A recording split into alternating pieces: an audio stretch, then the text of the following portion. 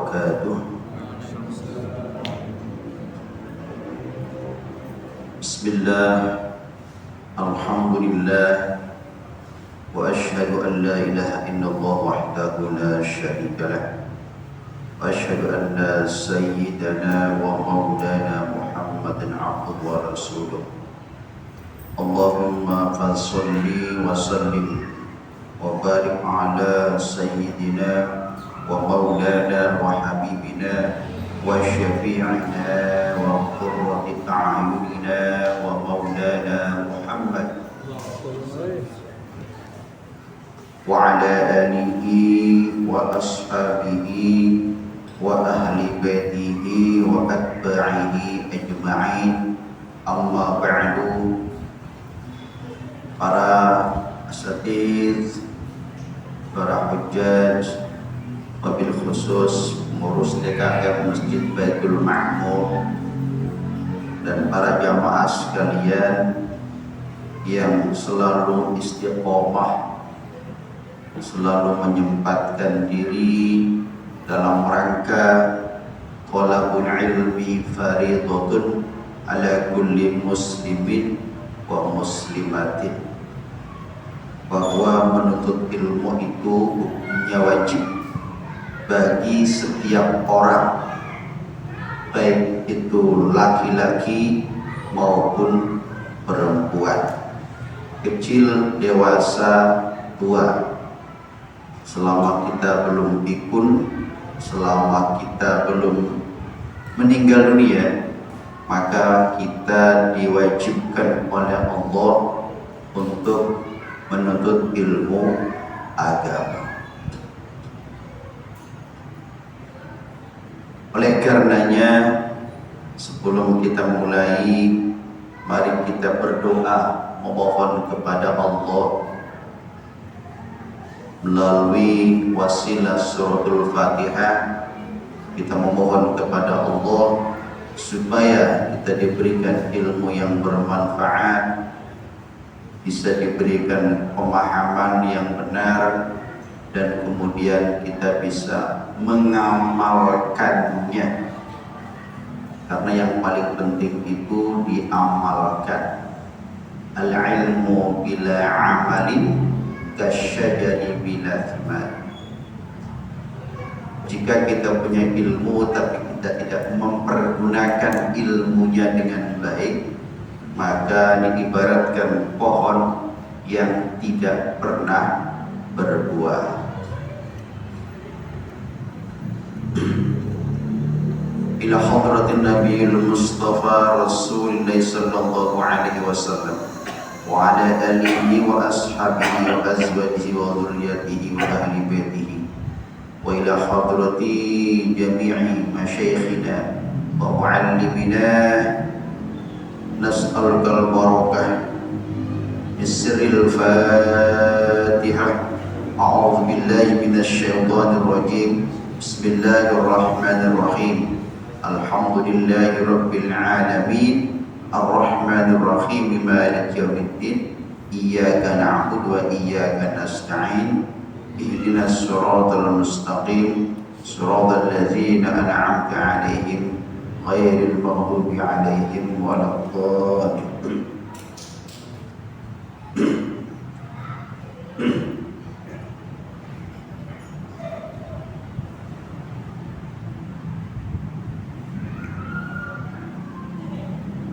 Baiklah para jamaah sekalian, yang akan kita bahas pada pertemuan kali ini itu masih melanjutkan pembahasan tentang ihsan. Atau ihsan itu adalah yang sesungguhnya perbuatan kita, ya, yang dimaksud adalah perbuatan baik kita, baik itu yang bersifat ubudiyah ataupun yang bersifat muamalah, adalah lillah, karena Allah. Jadi sebenarnya kalau kita melakukan kebaikan sekecil apapun, sebesar apapun, kalau sudah kita pasang lillahi ta'ala, itu sebenarnya hati kita itu lega, tidak pusing, tidak ribet, ya kan?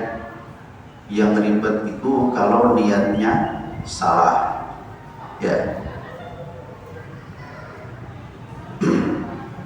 Kenapa demikian?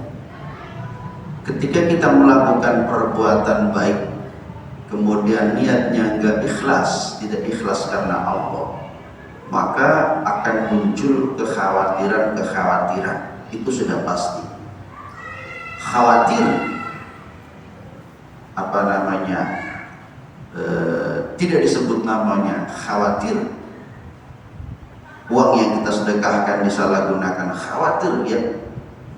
Itu karena tidak lillahi ta'ala.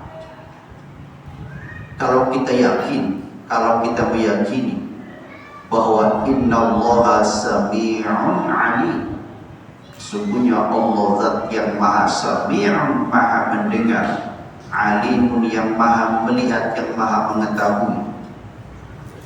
Atau kalau kita yakin innallaha was-sami'ul basir, sesungguhnya Allah zat yang maha mendengar, al-basir yang maha waspada, ya. Atau innallaha alimun khabir, ya. Innallaha wal latiful khabir, banyak sekali ada. Maka kita yakin, ya. Nah ini sebenarnya. Jadi ketika kita mengalami satu hal-hal demikian, maka segera kita kembali kepada Allah Subhanahu wa ta'ala. Itu sebenarnya.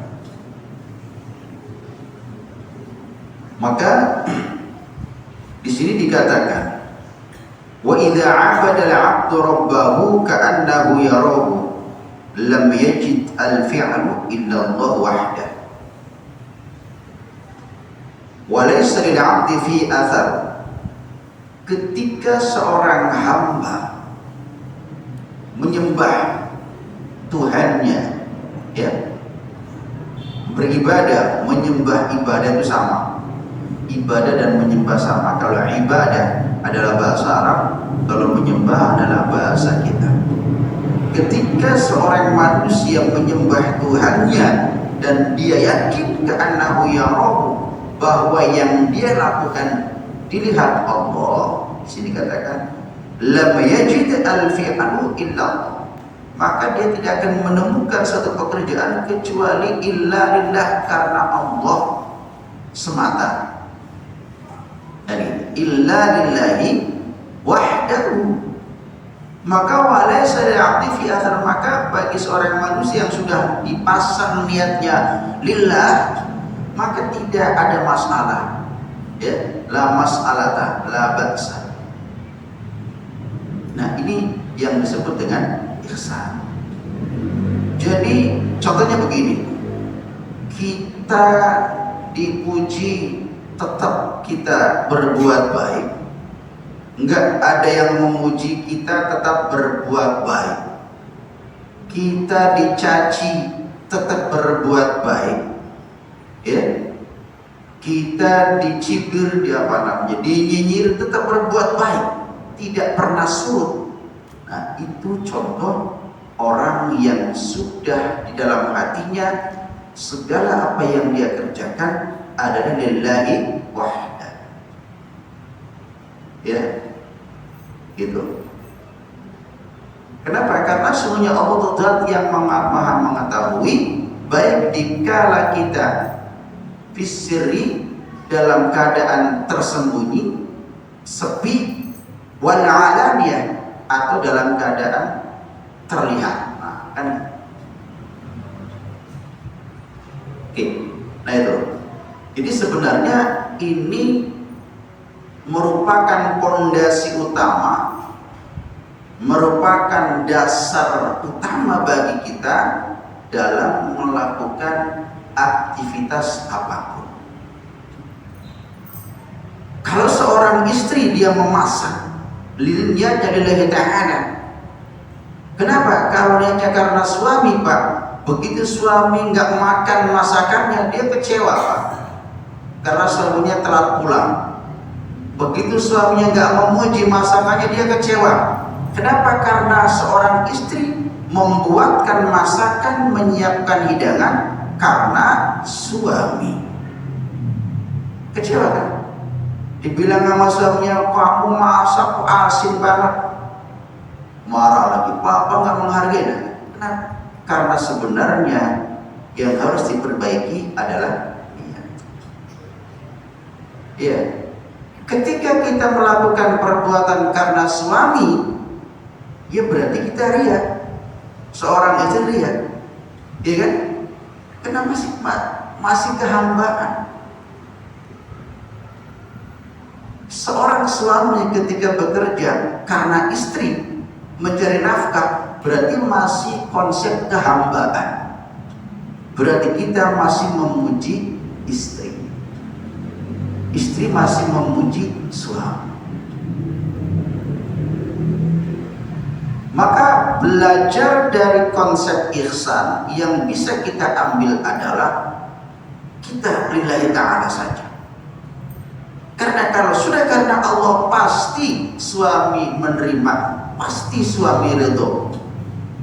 Kita memberikan mencari nafkah karena Allah, bukan karena anak dan bukan karena istri. Anak dan istri hanya bagian dari motivasi saja. Pasti Allah ridho, ya kan? Pasti berkah. Nah, ini pelajaran kelas tinggi, Pak, ya. Ini kalau bahasa ini pelajaran tasawuf sudah. Nah itu, ya. Oke. Bukan berarti salah, ya, benar secara sosial, tapi secara spiritual salah kalau kita mencari nafkah karena istri, karena anak, kan gitu. Secara sosial iya, tapi secara spiritual kurang tepat, kan gitu, ya. Nah itu belajar dari konsep ihsan. Wa inna ma lahu hukmun fihi, ya sudah, semua pekerjaannya ya udahlah, ya hukumnya hanya Allah saja, hanya karena Allah, ya.